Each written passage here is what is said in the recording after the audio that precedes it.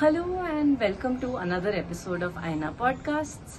In this episode, we speak to Kriti, a sociology of education researcher. We talk about her work, which is an ethnography of a college. Specifically, we speak about the need to study spaces outside the classroom to understand education better. We also talk about extracurricular spaces and how inequality is reproduced in these spaces. Do watch the episode, let us know what you think, and do share and subscribe for more. Good. How are you? I'm good. Thank you for joining us for this long planned podcast. Thank you for inviting me. Really excited to chat with you about this.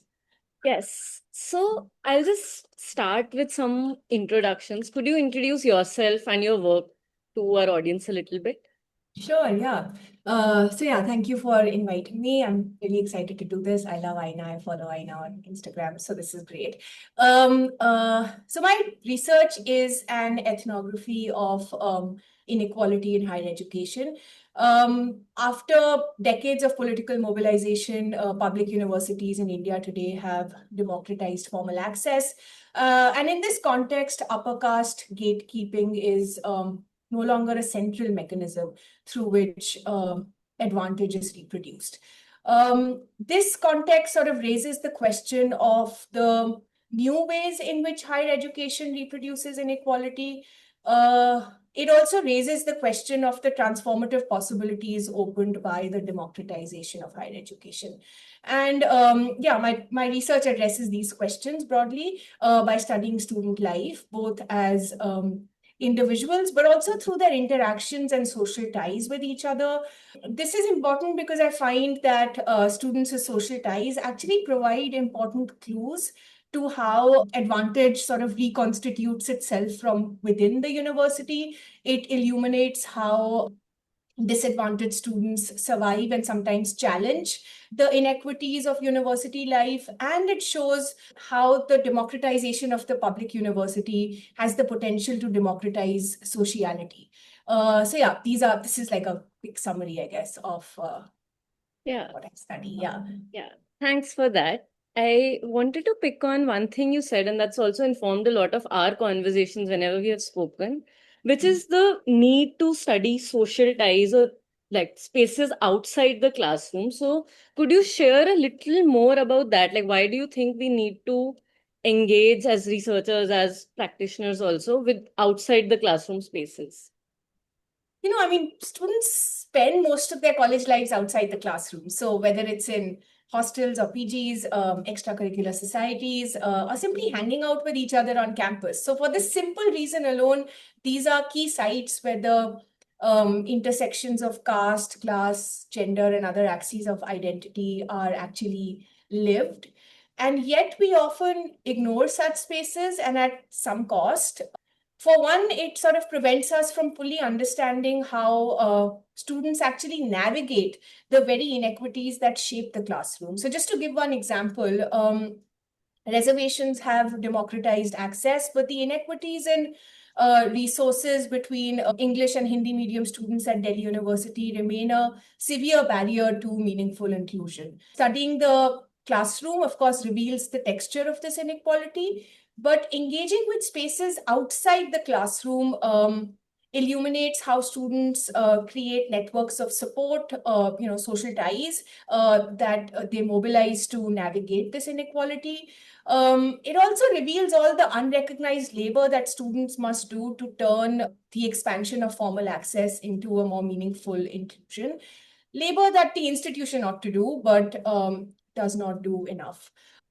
Ignoring spaces outside the classroom also keeps us from noticing the doors that remain closed within the university, even when access to the classroom itself has been democratized. So, like, think, for example, of high status extracurricular activities. These are still disproportionately accessible to upper caste students. And when we bracket these spaces from analysis, that actually prevents us from fully understanding inequality in higher education today. So, as much as it is, of course, very critical and important to analyze the classroom, it's just as important to focus our attention on the dynamics that exist outside the classroom. Yeah, That makes me think of a couple of things, and I do want to ask about extracurriculars in a bit. But you mentioned the labor that students do, which goes unnoticed, and ideally the institution should be doing this labor. Could you explain this a little bit? Like, what kind of labor do you have in mind? And what also do you think about the institutions doing it? But mostly, like, what is this unrecognized labor? Mhm. Yeah, I mean, the labor of seeing an English language reading and trying to translate it for yourself into Hindi, trying to, figure out how to learn English if that's something that you want to transition to over the course of your college lives. There's no institutional support for any of these things. Of course, teachers do as much as they can. We know that.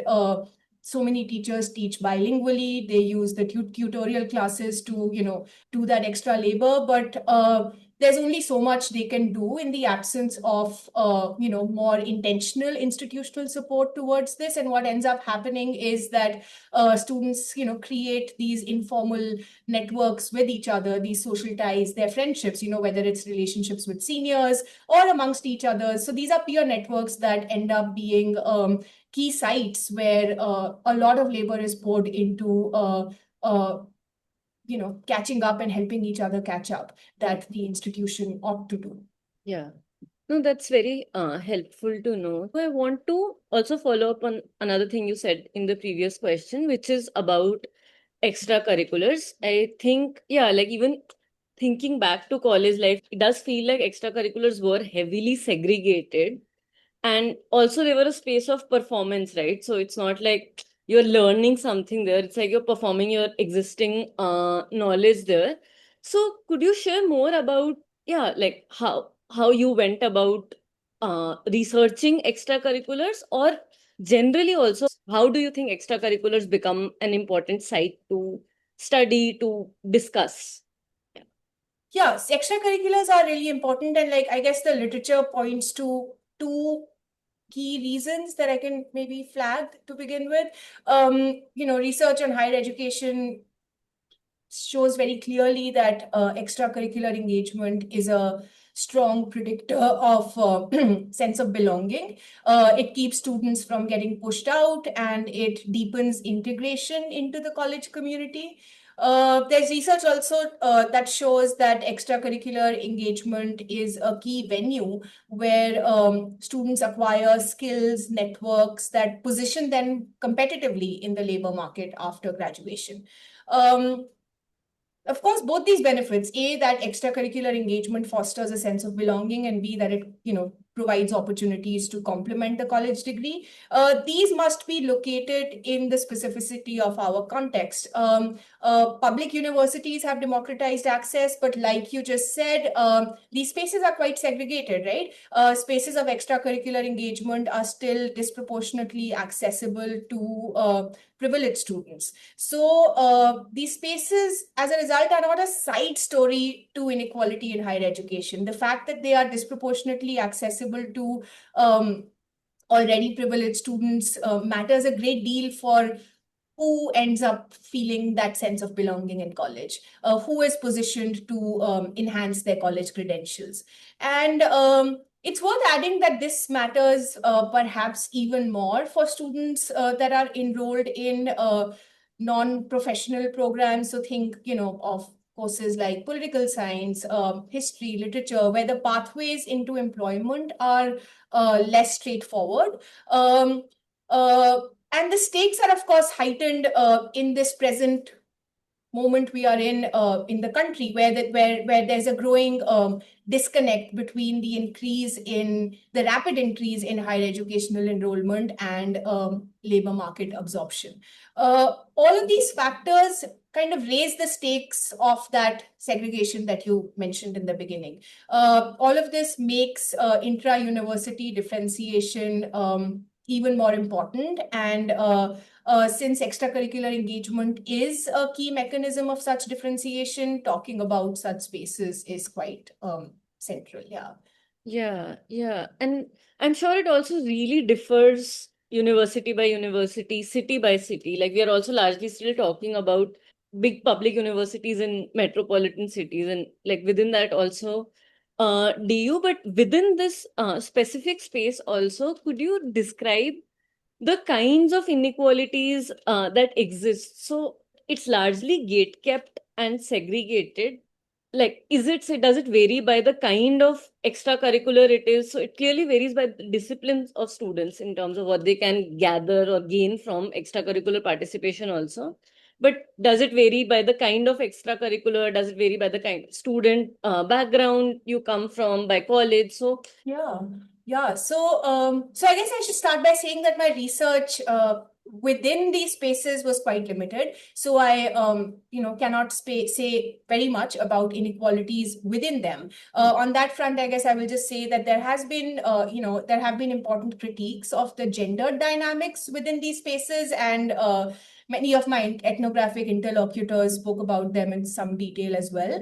But in the wider context that I just described, it's what you just said, that it's the inequalities between students that have the privilege of involvement and the ones that are excluded that matter. And I can speak to that a little bit here. Like I've been saying, it's important to, I guess, reiterate the exclusionary nature, the exclusivity, the two overlap of these spaces. I don't know if we have very robust, even within Delhi University, I don't know if we have very robust university-wide data on this, but I know that I think the Debating Society of St. Stephen's College surveyed participants at an inter-college competition a couple of years ago. And that survey found that SC, ST, and OBC students comprised just 2% of the participants in that competition. So that kind of gives you a sense of how exclusionary and how exclusive spaces of extracurricular engagement can be, specifically activities like debating, dance, music, and dramatics, since you mentioned specifically if there are particular activities that end up being more exclusionary. I think this is because participation in these activities can be quite demanding.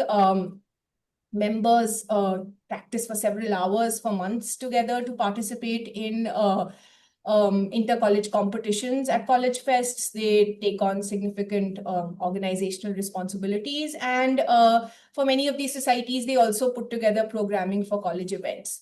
Given all of this, who makes it to these clubs and who does not is not just a matter of talent or interest.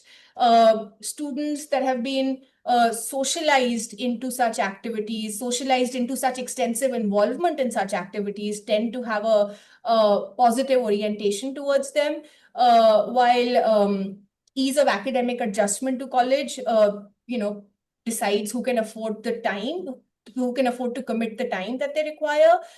Financial security also shapes whether or not students can participate. And all of this essentially points to the subtle ways in which intergenerational caste and class privilege structures access. So even if nobody is explicitly excluded from participation, these factors still work together to ensure that these spaces end up being quite exclusionary. It's also, I guess, worth noting, since you've used the word segregated, it's also worth noting that students who are the most immersed in these spaces tend to have fewer friends outside of them. That's just how these spaces are structured, right? Yeah. All this matters for inequality because students who are in these spaces have privileged access to opportunities that are less accessible to students who are outside of them. So, take the example of internships, which is a key way in which we complement our college degrees today, right? And I found that students often learn about internship opportunities through their peer networks. Again, I want to emphasize this is perhaps more so for these non-professional programs where, your internship cells may not necessarily be designed around you, around your discipline. So in this milieu, students learn about internship opportunities through their peer networks. So it matters what peer networks you are in. And if extracurricular engagement segments peer networks and largely connects similarly privileged students with each other, information about internship opportunities also tends to flow more abundantly among these students. this gives them a better chance, like I said, to complement their college credentials and set themselves apart from their peers in a competitive labor market.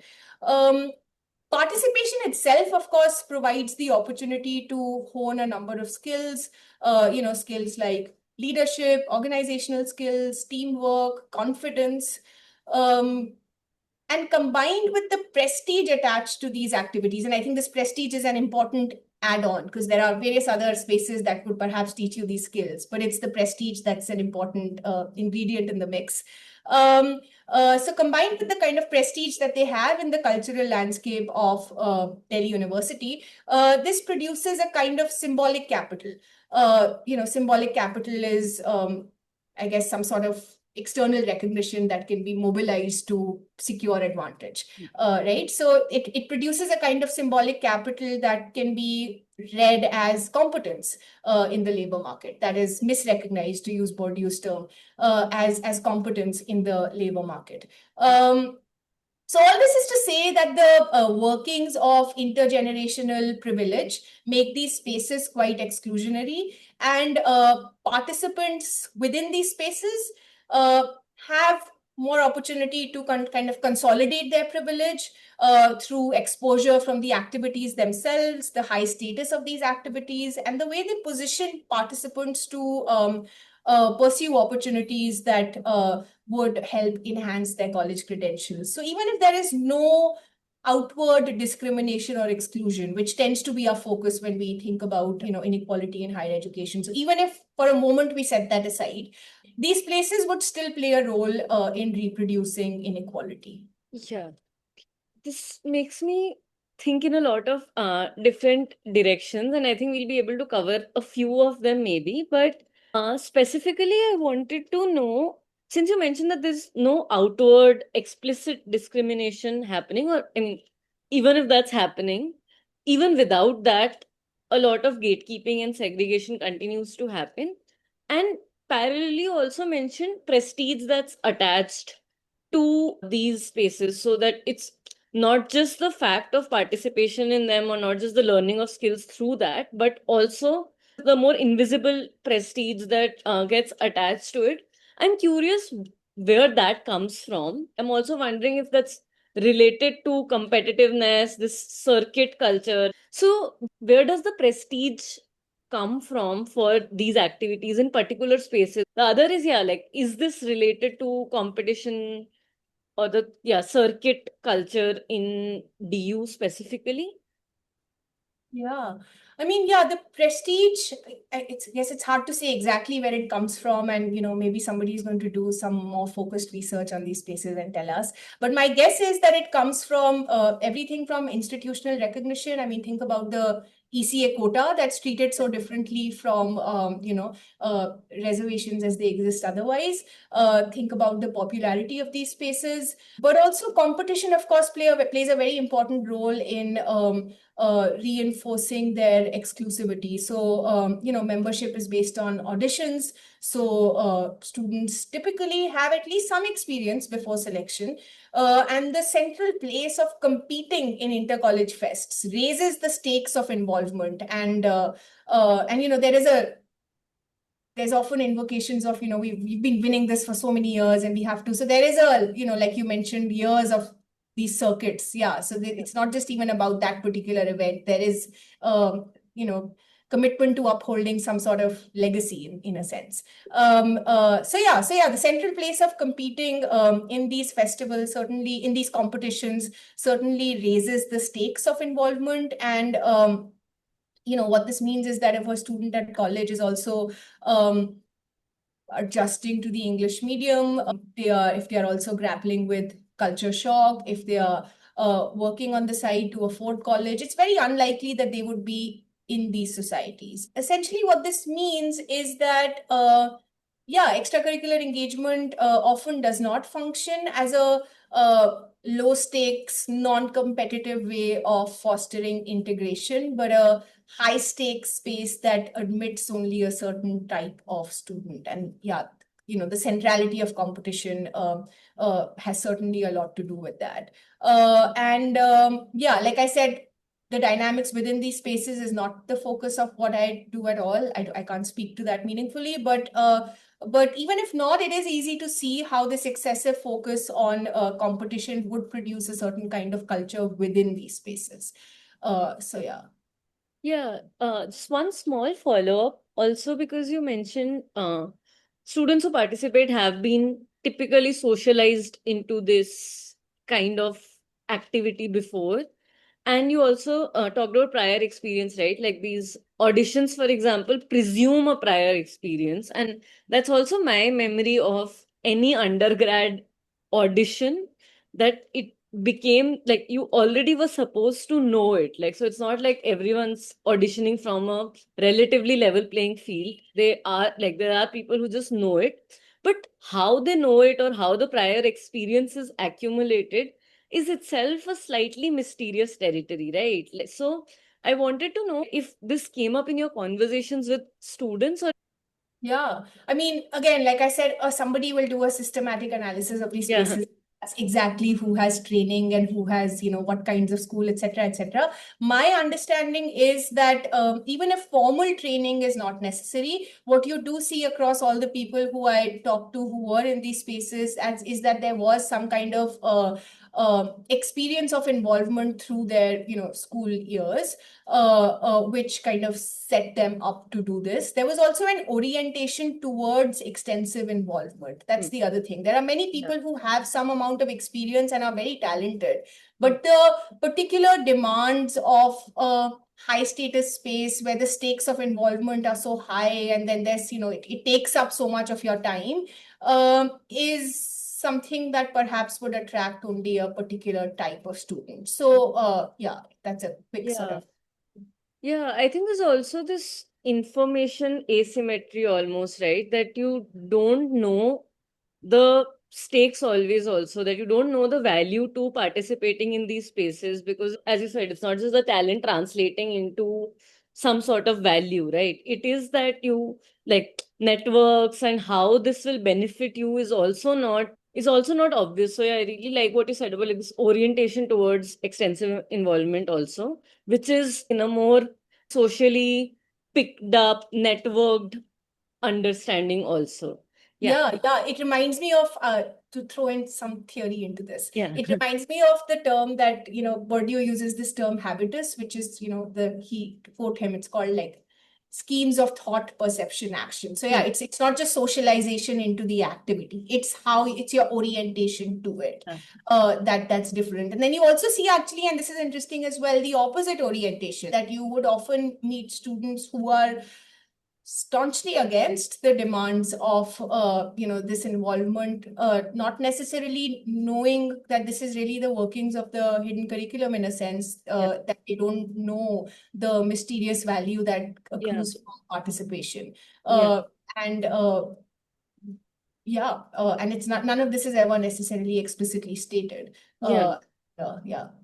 Yeah. I think I'll just ask a couple more questions. One is that generally, when we are talking about support in universities or institutional support mechanisms or pedagogic support, also at all levels, actually, within peer, within institutional, within pedagogic. So, across all levels, is very little conversation on what support would look like for extracurriculars, or rather any outside the classroom things, right? Like, we don't have enough conversation on how peer group dynamics affect student participation and how that can be supported in particular ways. So, related to that, I wanted to ask, what do you think a more participatory extracurricular culture would look like in a space like DU?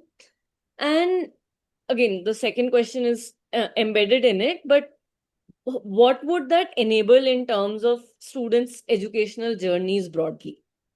I mean, I think, like you've implied already with your previous question on competition, or earlier question on competition, um, a more participatory culture would be focused on community rather than competition, and rather than assuming prior experience, it would be an opportunity to learn extracurricular activities.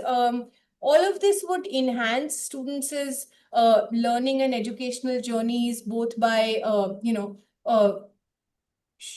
broadening, I guess, who we interact with, by fostering a sense of inclusion, and it would help learning skills as well. All of that, and all of this would certainly help turn the expansion of formal access into a more meaningful form of inclusion into the college community. But if the inequities in higher education are linked with, both what came before and what comes after, so like school education and the labor market, then it's also important to not exaggerate, I think, the role that a more participatory extracurricular culture can play in challenging inequality, right? So it matters, of course, but it matters alongside a more equitable schooling landscape, including quality access to equal access to quality, English education. It matters, but it matters alongside a more equitable college landscape, college education landscape, where first generation learners, English language learners, are provided far more institutional support. And it matters alongside more employment opportunities. So the imperative to signal distinction through extracurricular engagement would be lowered. So yeah, so it would certainly enhance students' educational and learning journeys, and there is, ways in which we can imagine a more participatory extracurricular culture, but it's important to not necessarily exaggerate its role in challenging inequality, if that makes sense.